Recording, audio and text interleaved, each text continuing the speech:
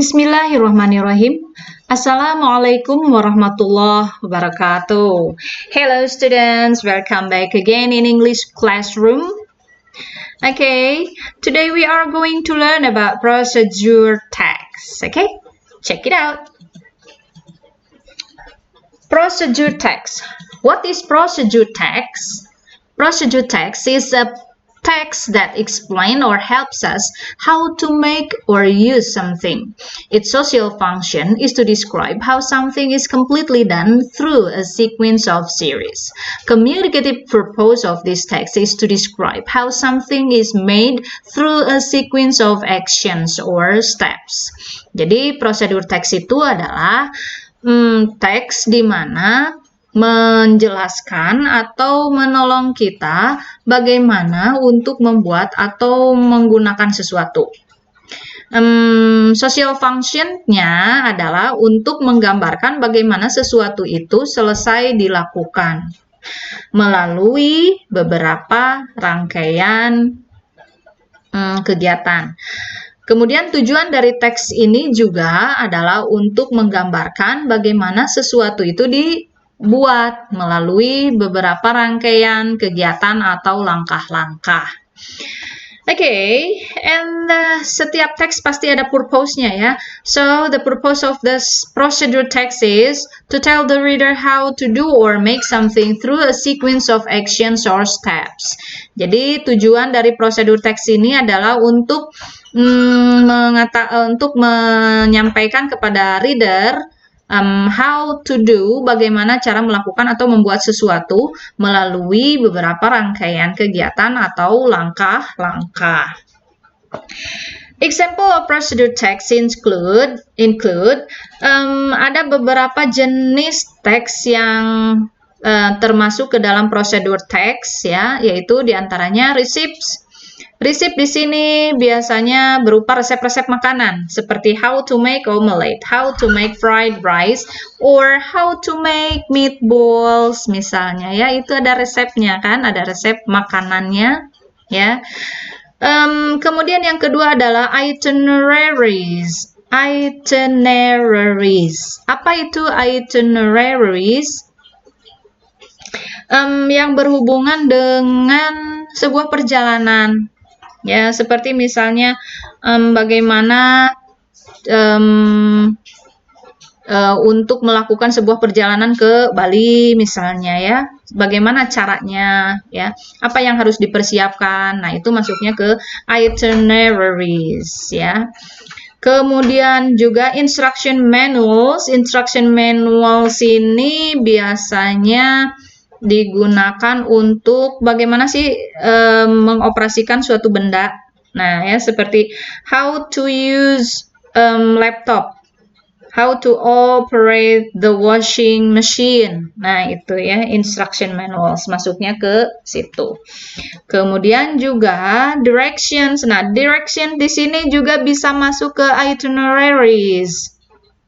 Ya, bisa masuk ke sini, yaitu berupa arahan-arahan. Apa sih yang harus kita lakukan? Jadi, ini mungkin step-stepnya ya, arahan-arahan yang harus kita lakukan untuk membuat sesuatu atau melakukan sesuatu, yaitu directions ya. Seperti misalnya Google Map itu juga bisa direction ya, bisa masuk ke itineraries juga. Oke. Yang selanjutnya adalah there are three generic structure of procedure text ya. Nah, dari setiap teks selalu ada generic structure ya, seperti biasanya. Di mana generic structure ini sangat penting ya. Sangat penting, kenapa sangat penting? Karena di situ generic structure bisa menentukan sebuah teks ini lebih terarah gitu ya, lebih terstruktur dan tidak akan tertukar dengan teks-teks yang lainnya. Nah, di sini procedure text ada 3 generic structure. Yang pertama adalah an introductory statement giving the aim or goal, yaitu aim atau goal, yaitu tujuan. Jadi yang pertama adalah harus ada tujuan dulu ya, mau apa gitu ya dari prosedur teks ini. Kita mau mengapain, mau membuat apa atau melakukan apa gitu ya. Nah, Di sini, aim di sini bisa berupa judul atau juga bisa dalam perkenalan di paragraf pertama, ya. Oke, yang kedua adalah materials needed for completing the procedure.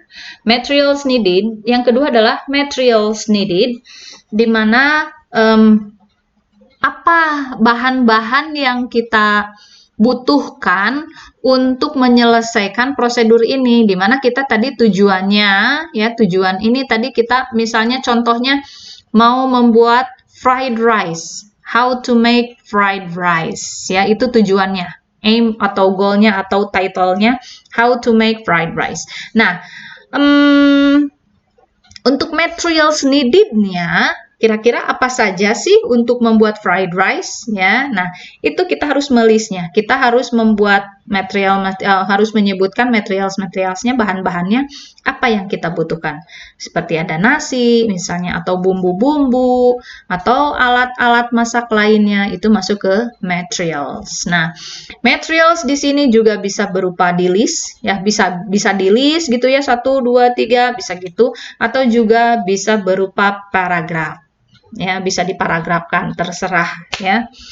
Kemudian, nah ini dia, this step may be left out in some procedure. Nah, step ini ya, materials ini di beberapa prosedur itu tidak digunakan. Jadi tidak membutuhkan materials. Coba, jenis prosedur yang mana dari 4 yang tadi itu yang sekira-kiranya tidak membutuhkan materials? Kalau yang receipt kira-kira membutuhkan tidak? Pasti membutuhkan ya. Kemudian yang itineraries, nah itu itineraries itu juga tidak membutuhkan materials ya, serta yang direction tadi itu kemungkinan tidak membutuhkan materials ya, hanya langkah-langkah saja yang kita butuhkan. Oke, kemudian yang ketiga adalah a sequence of steps in correct order. Jadi apa yang harus kita lakukan untuk menyelesaikan prosedur receipt ini? Ya, bisa numbers can be used ya, bisa di sini menggunakan first, second, third, and so on.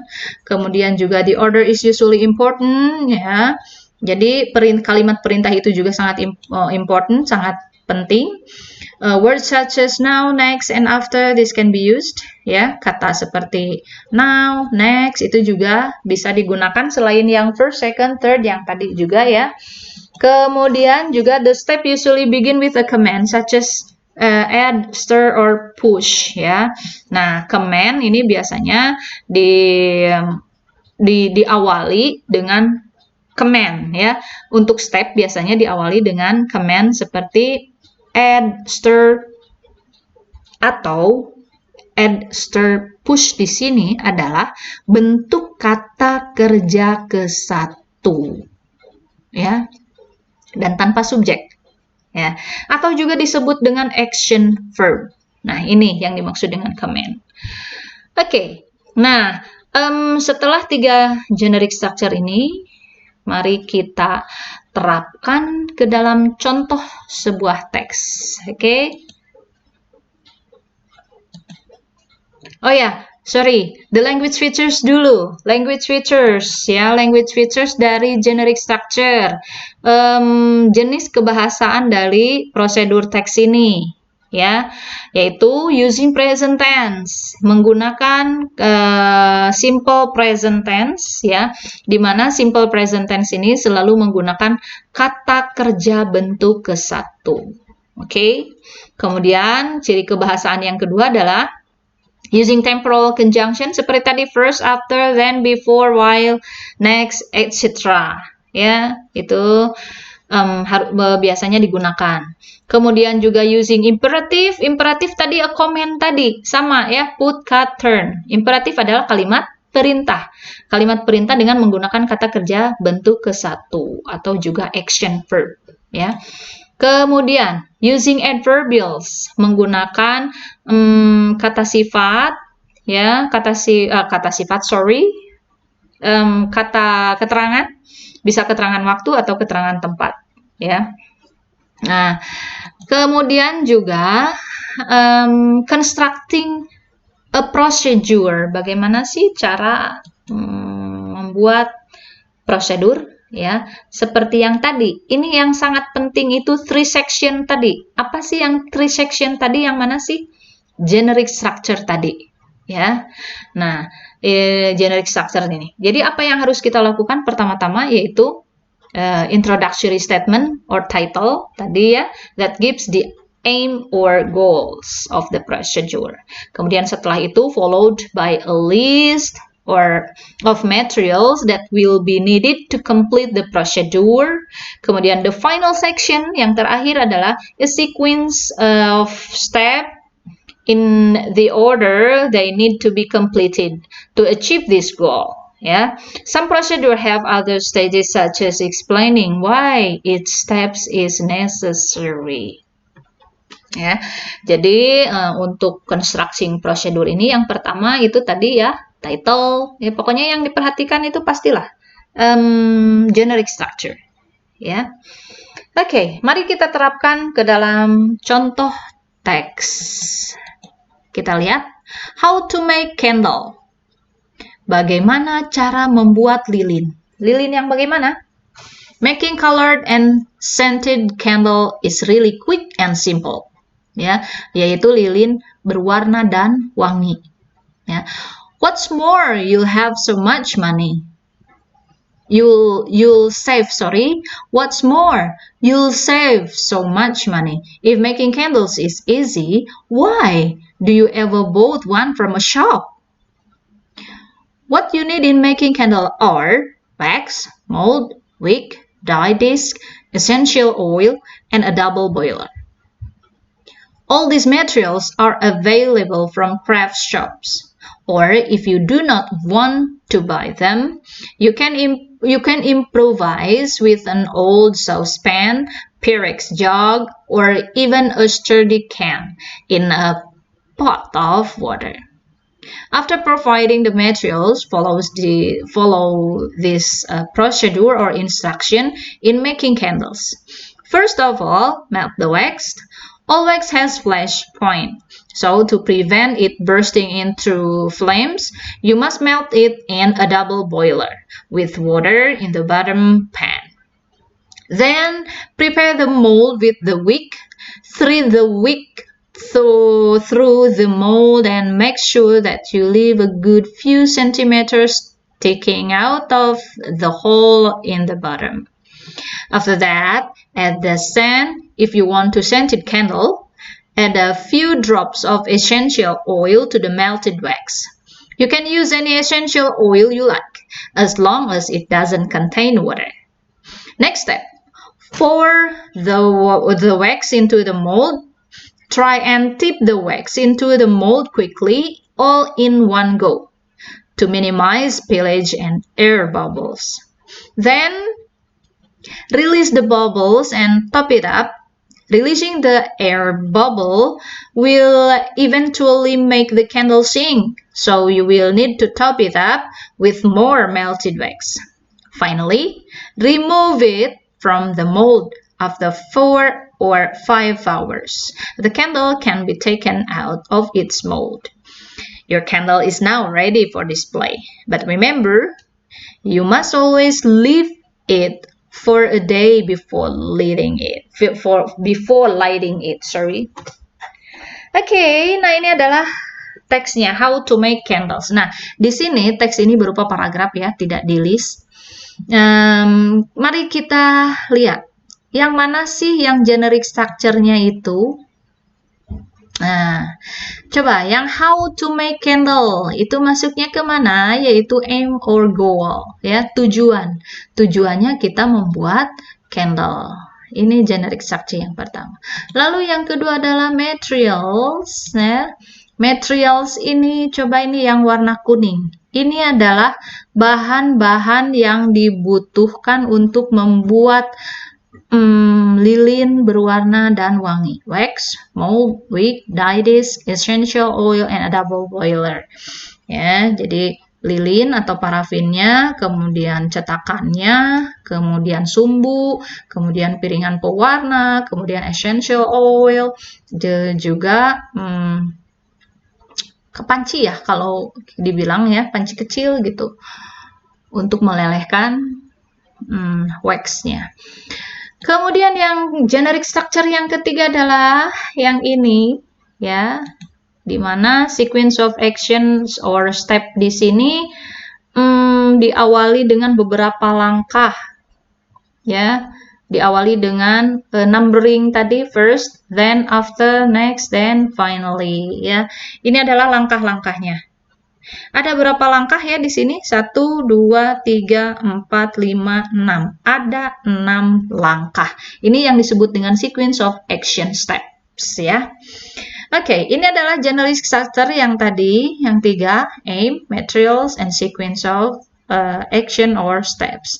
Kemudian bagaimana dengan language features-nya? Kita lihat ciri kebahasaannya. Yang pertama tadi menggunakan simple present tense. Yang mana sih yang simple present tense-nya? Ini yang berwarna hijau. Di mana di sini menggunakan kata kerja bentuk ke-1. Do, are, kemudian need, dan di sini juga ada is ya. Ini menunjukkan kalau ini adalah simple present tense. Oke, kemudian ciri kebahasaan yang selanjutnya apa? Temporal conjunction. Nah, ini temporal conjunction ya. Kata hubung yang ini. First, then, after that. Ini yang biru semua ini masuknya ke dalam temporal conjunction. Ya. Bisa juga kalau misalnya after that udah ada ya. Dan misalnya mau menggunakan yang lainnya juga bisa ya.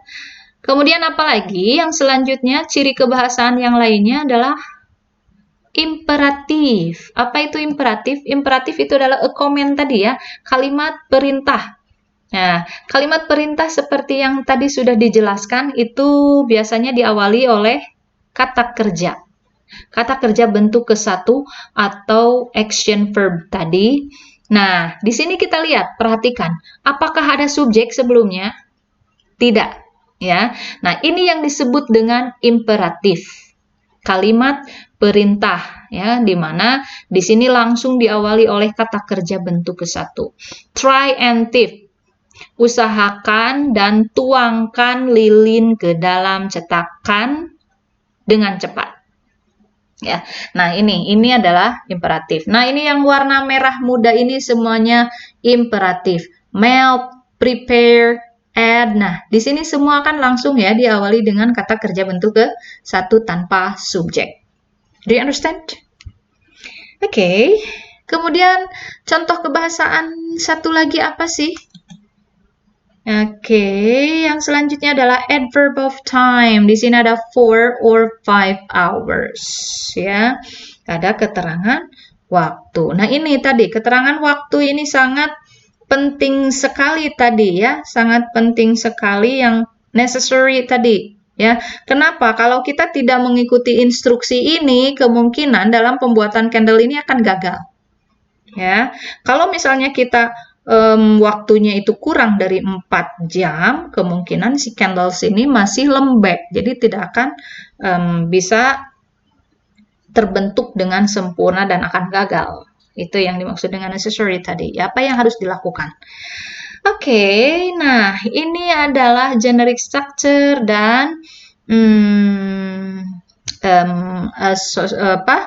language features yang harus kita perhatikan dalam sebuah teks prosedur tadi. Oke, I think that's all our lesson today, and I hope it can be understood. And if you have any question, you can ask me in Google Classroom or in by WhatsApp. Okay, and see you next. Wassalamualaikum warahmatullahi wabarakatuh. Thank you. Bye bye.